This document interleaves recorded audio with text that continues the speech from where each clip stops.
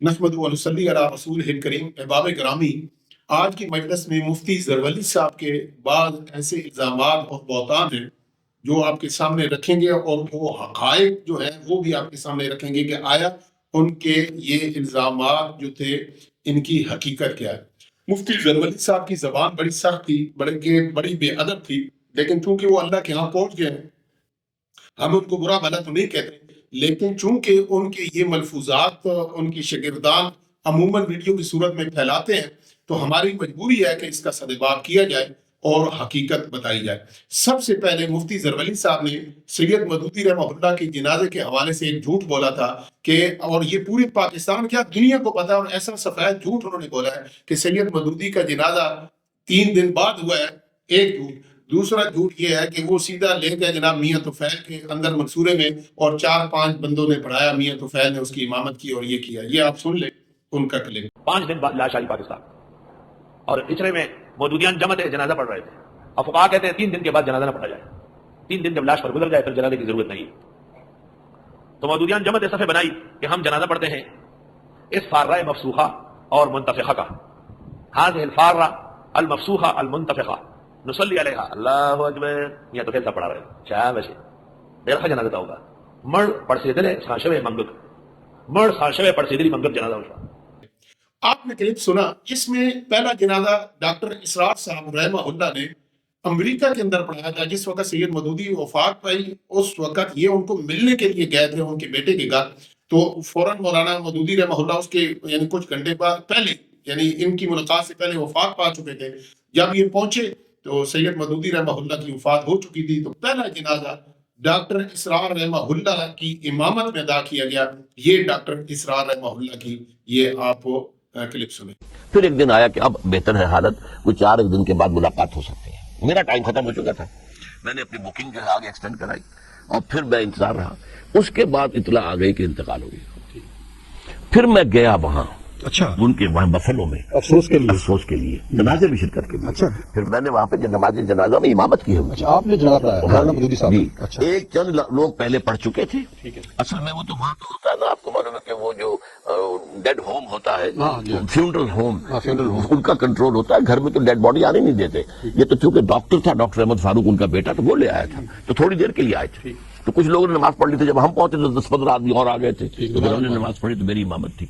تو اس نے مجھ سے یہ کہا کہ ابا جان بھی آپ سے اس کے بعد یہ جنازہ جہاں لایا گیا اور پورے پاکستان نے دیکھا کہ یہ جنازہ قذافی اسٹیڈیم کے اندر شیخ یوسف القرضاوی رحمہ اللہ، انہوں نے جناب اس صدی کے آپ اسے کہیں کہ فقیہ، بڑے فقہاء میں شامل ہے، بڑا مشہور نام ہے، اتنے بڑے فقیہ ہیں کہ مفتی تقی عثمانی صاحب نے اپنی کتاب پر تقریض اسی بندے سے لکھوائی، اتنے بڑے محدث۔ انہوں نے جنازہ پڑھا تھا، مصر سے آئے تھے، اور وہ جناب انہوں نے جنازے کی امامت کروائی تھی۔ اور مزے کی بات یہ آپ کے سامنے تصویر ہے، یہ مفتی محمود صاحب جنازہ پڑھ رہے ہیں، علامہ اسرار علیہ ظہیر صاحب، صاحبزادہ نصر اللہ صاحب، ان سب نے جنازہ جو ہے شیخ یوسف القرضاوی کی امامت میں ادا کی۔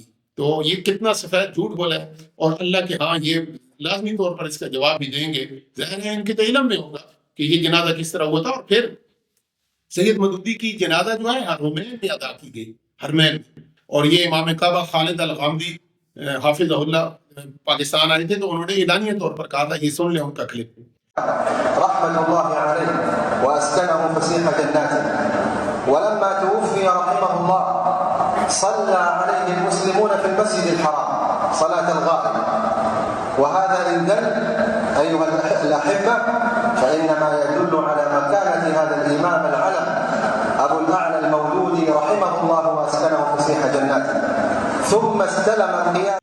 تو اس کے بعد آگے چلے کہ قاضی حسین احمد رحمہ اللہ کی طرف ایمن کھڑا جھوٹ کہ میں نے ان سے ملا ہوں، اور ان کے بھائی فارغ دارالعلوم دیوبند تھے، تو میں نے ایسے کہا، تو میں نے ایسے کہا، پھر ان کی اہلیہ سے ملاقات ہو، میں نے کہا میری بہن ہے، میرے استاد کی بیٹی ہے، پھر ہماری ملاقات طے ہو گئی، یعنی سید مودودی کے حوالے سے، لیکن وہ فوت ہو گئے۔ ان کی ہر کہانی یہاں شروع ہوتی ہے، فلاں فوت ہو گیا۔ جماعت اسلامی کے امیر قاضی حسین کو میں نے یہی احسن العلوم کے دفتر میں کہا کہ آپ کے 2 بھائی عبدالصبور اور ذوالقدوس دیوبند کے فاضل ہیں، شیخ الاسلام کے شاگرد تھے، آپ کا نام آپ کے والد نے حضرت مدنی کے عشق میں حسین احمد رکھا ہے، اور حضرت مدنی پہلے شخص ہے جس نے مولانا مودودی اور ان کی جماعت کو گمراہ کہا ہے. یہ آپ بالکل یقین کریں، میں نے بڑا نوٹ کیا، کوئی ایسی ملاقات نہیں تھی. سید مودودی رحمہ اللہ کے سچے جانشین تھے قاضی حسین احمد. وہ ان لوگوں کو لفٹ ہی زیادہ نہیں کراتے تھے، ملتے تھے، لیکن ان کی جرأت نہیں کہ ان کے سامنے بات بھی کرتے. بالکل سفید جھوٹ بولا ہے انہوں نے. پھر جناب یہ آپ ان کے اپنے معاملات جو ہیں، سید منور حسن کی طرف ایک جھوٹ بولا ہے کہ وہ کلفٹن میں رہتے تھے ڈیفنس میں، اور میرے پاس آتے تھے اور میرے سے ملاقات کرتے تھے، اور جناب وہ بڑے اچھے تھے، اخلاق میں اعلیٰ تھے. منور حسن جماعت اسلامی میں ایک معتدل اخلاق کے آدمی ہے. زمانے طالب علمی سے مجھ سے شفقت محبت کا برتاؤ رکھتا تھا. اور ڈیفینس سے فجر پڑھنے آنا تھا. جب یہ اپنے دور میں جماعت اسلامی کی امیر میرے پاس کوئی اثاثہ نہیں ہے. زیادہ سے زیادہ میں یہ کہہ سکتا ہوں کہ میری بیوی کے نام مکان ہے جس میں ہم رہتے ہیں، 100 گز کی پلاٹ پر، شادمان ٹاؤن کراچی میں. جو چاہیں سید منور حسن غریب آدمی، ان کا 5 مرلے کا گھر، وہ ان کی بیوی کا تھا، ان کی تو کوئی چیز ہی پراپرٹی نہیں ہے، 1 مرلے کی نہیں تھی. یہ بھی سفید جھوٹ بولا ہے زرولی صاحب نے، بالکل سفید جھوٹ بولتے ہیں کہ یعنی آپ نے نمبر بنانے کے لیے شاگردوں کے سامنے. پھر آگے دیکھیں، ایک دفعہ واقعہ سناتے ہیں کہ ہمارے طرف ایک لڑکا تھا.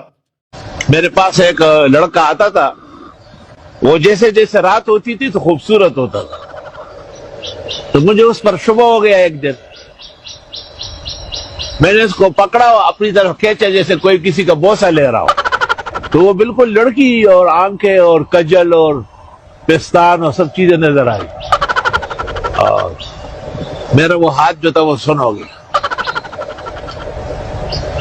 بڑی مشکلوں سے پر راضی ہوا، اور اس نے کہا ہم پریوں میں سے ہے، لیکن ہم اس طرح شکل بدل کر کے زندہ رہتے، یہ دیو ہمیں مارتے ہیں اور کھاتے ہیں. تو میں جہانگیرے سے آیا تھا، ایک کتاب درکار تھی، ایک بزرگ کے پاس تھی، دے نہیں رہے تھے. مجھے کہا کہاں ہے؟ میں نے کہا ان کے گھر میں. کہا کتنے کمرے ہیں؟ میں نے کہا 2. کہا دائیں بائیں؟ میں نے کہا دائیں. کہا کس میں ہے؟ بتایا. بڑا کتابیں تھی. تو وہ شام کو بڑا خوبصورت ہو جاتا تھا.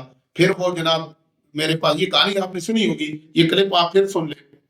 اب جو اس کو پکڑا ہے، جو بھی کیا، بعد میں اس نے کہا کہ جو تم حکم کرتے ہو میں مانوں گا. وہ پری ہے، اور پری جو ہے دیو ہمیں مارتے ہیں، تو میں لڑکا بن کے، یہ نہیں سفید جو ایسی کوئی حقیقت ہے ہی نہیں. پھر آگے کہتے ہیں کہ میں نے اسے کہا کہ فلاں عالم کے پاس ایک کتاب ہے، وہ مجھے دیتے نہیں ہے. تو وہ گئی اور وہاں سے کتاب چوری کر کے لے آئی. یہ علماء کا، یعنی یہ مفتی صاحب ہیں، ان کے جن کے فتوے ہمیں بطور دلیل پیش کرتا ہے کہ یہ مولانا مودودی کو برا کہتے ہیں. ایسے عالم صاحب کی بات کتنی درست ہوگی وہ آپ دیکھ لیں. یعنی چور تھے، وہ خود اقرار کر رہے تھے میں نے کتابیں چوری کروائی، کیا جھوٹا واقعی بیان کیا، لیکن ان کے نزدیک شرعاً اس کی کوئی کباط نہیں تھی. پھر وہ کہتے ہیں بے نظیر کی کہانی سنائی کہ بے نظیر بڑی مجاہدہ تھی، بڑی مومنہ تھی، اور اس نے بڑا کام کیا ہے. اور پھر وہ گئی ہے ترکی میں، وہاں اس نے مقالہ پڑھا، علماء رونے لگ گئے، اور اس کے بعد وہاں پر اسلامی تحریک شروع ہوئی، اور یہ سارا اسلامی حکومت ہے. سفید جھوٹ بولا ہے بالکل. نجم الدین اربکان رحمہ اللہ، یہ ان کا کام تھا. بے نظیر تو وہاں کوئی اس کا لینا دینا نہیں تھا. وہ سید مودودی کے سچے ماننے والے تھے، ان کی فکر سے وہ وابستہ تھے. انہوں نے یہ تحریک چلائی ہے، اور وہ ملت پارٹی، اور انہوں نے اپنا ایک پورا نظام پتہ ہے، 2.5 سال انہوں نے حکومت کی ہے. بے نظیر کا نہ کوئی لینا دینا اسلام سے. وہ تو کہتی ہے اذان بج رہا ہے، اور سب کو پتہ ہے اس نے کیا کہا تھا. مغرب کی وہ دل دادا تھی. اس کو اس اللہ کے بندے نے، کیوں کہ سندھ میں ان کو مال ملتا ہے مدرسے میں اور چندہ ملتا تھا، تو اس کو جناب ولی اللہ بنا کر پیش کر دیا. پوری کہانی آپ سن لیں، یہ کلپ نیٹ پر موجود ہے. میں نے تھوڑا سا کلپ آپ کے سامنے یہ لگا دیا. اس کے سوال کا جواب تحریری بک کی شکل میں پیش کی. تو جاد الحق نے کہا کہ میں پڑھ کے سناؤں. بی بی نے کہا نہیں میں پڑھ لیتی ہوں، کیونکہ مجھے پڑھنا ہے. جب وہ پڑھ رہی تھی تو ان علماء کے آنکھوں سے آنسو جاری تھے، اور اس نے وہ پورا مقالہ ترکیہ میں جا کے پڑھا، اور ترکیہ کا وہ غیر شرعی انتظام جو ہے وہ ختم ہو گیا. اس کے بعد ترکی میں اسلامی لہر آئی. یاد رکھنا بے نظیر کا اس میں بہت بڑا حصہ ہے، کسی کو بھی پتہ نہیں.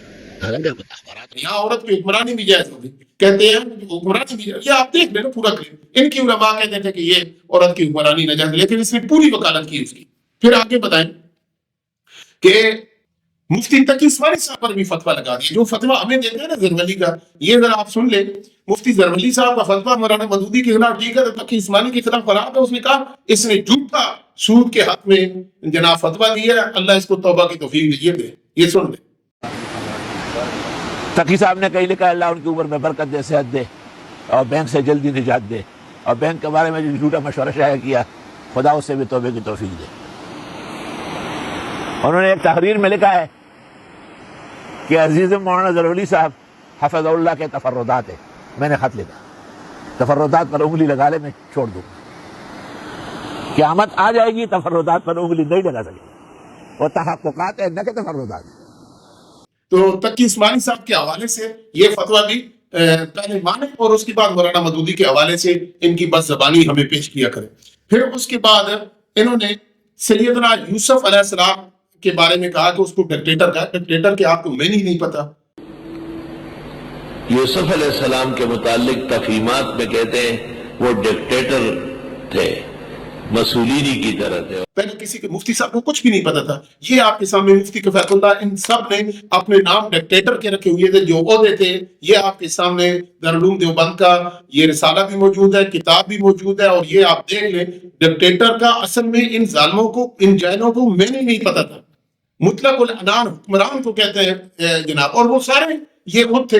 اور اس کے بعد انبیاء کے بارے میں بھی یہ جو بات کی ہے، پھر وہ کہتا ہے کہ انہوں نے جی مسولینوں کی طرح کہا کہ وہ اس طرح تھے. نعوذ باللہ. انہوں نے کہا کہ ان کے اختیارات اس کی طرف تھے. یہ آپ اس کی بات سن لیں کہ اس نے 2 الزام لگائے اور سفید جھوٹ بولا ہے. یہ آپ سن لیں.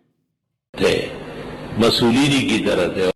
یعنی مولانا مودودی کیا کہہ رہے ہیں اور یہ کیا کہہ رہے ہیں؟ وہ کہہ رہے ہیں کہ ان کے اختیارات، مسولینی کے اختیارات جو تھے، حضرت یوسف کے بھی اختیارات ایسے تھے کہ ظاہری طور پر عزیز مصر حکمران تھا لیکن اختیار سارے اس کے پاس تھے جیسا کہ مسولینی کے پاس تھے. اور یہ کیا کہہ رہا ہے کہ وہ بالکل مسولینی کی طرح تھا حضرت یوسف علیہ السلام. نعوذ باللہ استغفر اللہ. رہا ڈکٹیٹر کا تو وہ آپ نے حوالے دیکھ لیے. یعنی اس معاملے میں ایک تو ان کی جہلیت کی انتہا تھی، دوسرا سفید جھوٹ بولا ہے. پھر عبد الوہاب امیر تبلیغی جماعت کو اجہل الجاہلین اور طارق امیر کو زندیق کا. یہ آپ دیکھ لیں کی علامات میں سے ہے عبد الوہاب کا جماعت تبلیغ کا امیر ہونا. اجہل الجاہلین فی العالم. اجہل الجاہل، تلاش کرنے سے بھی اتنا بڑا جاہل کہیں نہیں ملے. اور ازنق دو زنادقہ طارق جمیل، زنادقہ کا سرخیل. دونوں زندیق. یہ سن لیں. اور پھر ایک اور جگہ یہ کہتے ہیں کہ وہ جو زواد ہے نا ولدالین، تو ولدالین تو کہتے ہیں یہ تو غیروں کا قرآن کے خلاف ہے. اور جو یہ طرح کسی ایک کی نماز نہیں ہوئی اور پھر جو فتویٰ لگائے وہ بھی سن. اور مصری دعا دیں. اور مکہ و مدینہ میں مسلمان جاتے ہیں اور وہ ائمہ الحمدللہ تمام نماز میں غیر المغضوب علیہم ولا الضالین. تو زوادی تو مجھے کوئی معلوم ہی نہیں کہ وہ کون سا مسلمان تھا جو زوادی تھا. ہمارے ملک کے اندر جو نقصان پہنچا ہے ہمارے عقیدے کو، اور اہل حق جس غلطی میں مبتلا ہوئے. ان سارے فتووں کو اکٹھا کریں اور جو مولانا مودودی کے خلاف فتویٰ ہمیں پیش کرتے ہیں بطور دلیل زرولی صاحب کی، پہلے ان کے یہ بیہودہ فتوے جو ان کے اپنے علماء کے خلاف ہے وہ مان لیں، پھر ہمیں بھی پیش کیجیے گا. سبحان ربک رب العزت عما یصفون وسلام علی المرسلین والحمد للہ رب العالمین.